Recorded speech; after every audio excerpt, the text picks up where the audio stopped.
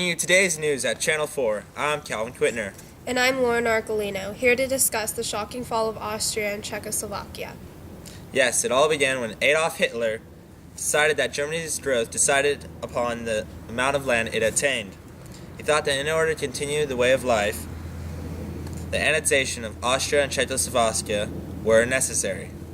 The annexation of Austria was somewhat easy, considering the fact that 6 million of its citizens were Germans. They favored the unification with Germany. On March 12th, the German troops entered Austria. Austria did not put up a fight and was unified with Germany the day after. After successfully creating a union with Austria, Hitler then turned to Czechoslovakia. Other than wanting more land, Hitler also wanted its important natural resources. These resources included things such as their coal, electric, iron, and steelworks. Hitler attacked Czechoslovakia aggressively. He started by accusing the Czechs of abusing the Germans, and then began sending troops down to their border. One of the only defenses the Czechs had against them were the massive mountains. After sensing what he was after, France and Great Britain vowed to protect Czechoslovakia. Sadly, this did not save it from Germany. When the leaders of each country met, Hitler assured them that Sudetenland was the last union that he was going to go after. Hitler assured this, and the leaders believed him. On September 30th, 1938,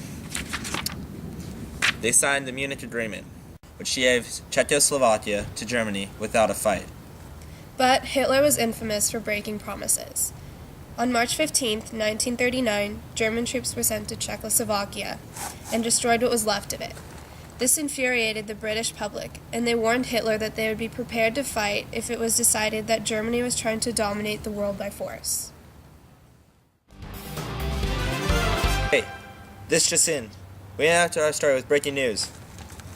Germany has just invaded Poland. Yes, and the details are in. The German Air Force reportedly dropped hundreds of bombs over Poland, and it is my understanding that this military strategy is known as Blitzkrieg. Blitzkrieg used more fast tanks and powerful aircrafts.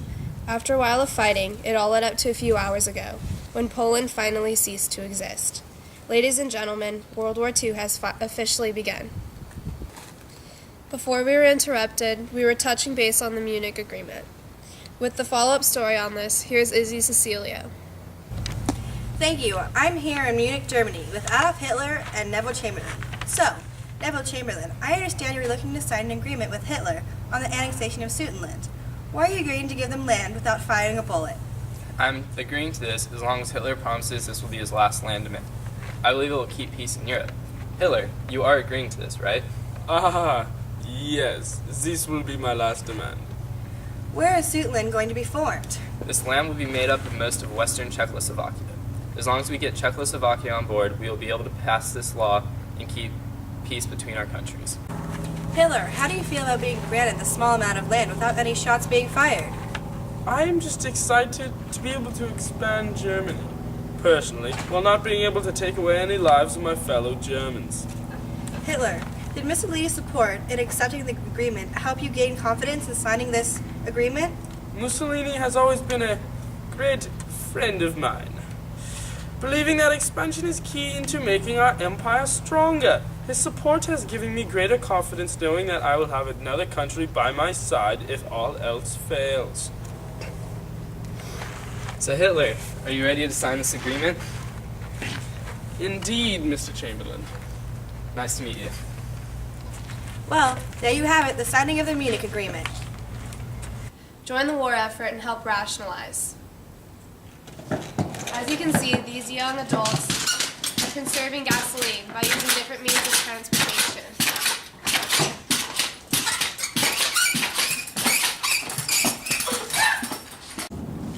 Another way people have been rationalizing is through food slips.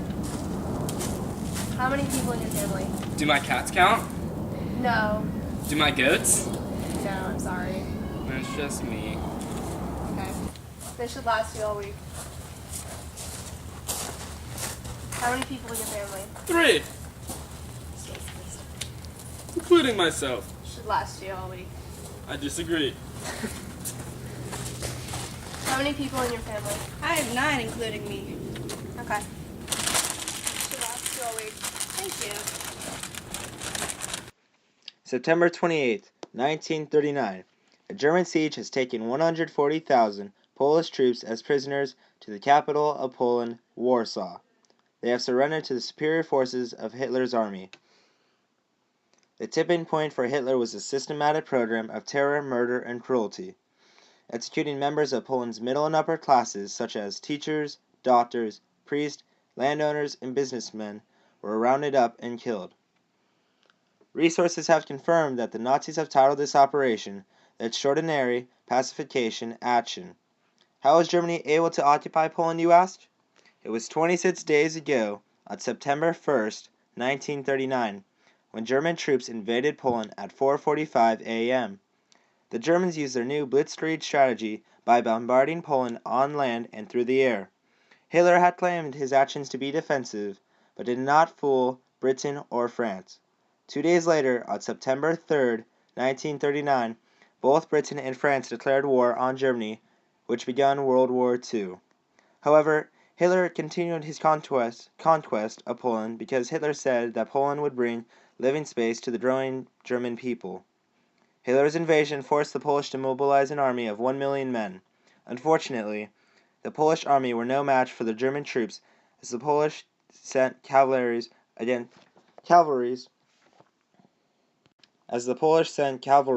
German tanks. Polish soldiers were either captured, killed, or annihilated as a result from the Polish's offensive strategy. By September 8, 1939, 5 days after Britain and France declared war on Germany, Germany reached Poland's capital, Warsaw. German forces were able to advance 140 miles in their first week of invasion. The Polish armed forces hoped to have held out long enough so that another offensive attack could be mounted from the west when the Soviet Union struck an attack on September 17th from the east. All hope was then lost for Poland. Polish governors fled the country the next day, and the Warsaw garrison, or Polish troops that were stationed to protect Warsaw, were on their own.